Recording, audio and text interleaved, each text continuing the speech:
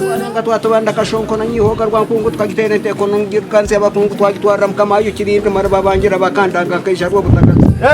wo butaka rwa Karombe twakunyana banyine ente rwendero rw'igongo twakunyana rwamika ko rwiguru rwaranga twabiyaka kana nartemba sigirana ibanda byashombwa zaka hakatka mkwenda bkekonderera bisha bwavagaro zabombo kana cyatuka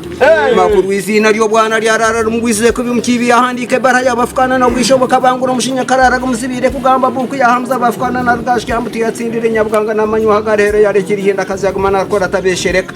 yakamira ngana shambo rembeze na rtatondwa kinu na nyakana cyanyina bakagitera amazi marungi bhirene na kayomba muzune byevuga by'umuremba kana mabatanga na kamushana mbaga yakunya hangundo n'abakintora musayabegesa makorabana gamka ikuri bya Yesu yango mutahona na mararta gorwanya na zamayenja karambazana ndakairagura rtakongoba akunda kanyamurire nantono ndiyamba yacuriza marinda na kisha rwa kamceta kabombi isinga na kisha kera bakaburegera umuhogo na wetiye ko yakarengenda hiro na rwa mojoro bagiga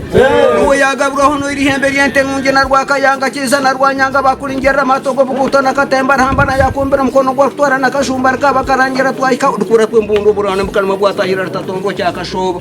ya Hamza mamanza na murinda mwisha marwaga abanyante bakagamsimira rera sindrenda kamanguza wanye kiro yasugura kanseri yo butenge na mushabe cyakabare yabatamuze kibero mwese yabafukana kana hurana bamwekanasha yatandika ndwano rwa cyabarege agoma batarize nyantama akabwe misiga nyankono kuringera matoge bigomero karokora kakana hurufuga abantu yacokeza amayenje na mejiga ijoro tahana yarekiri hinda kazi katungu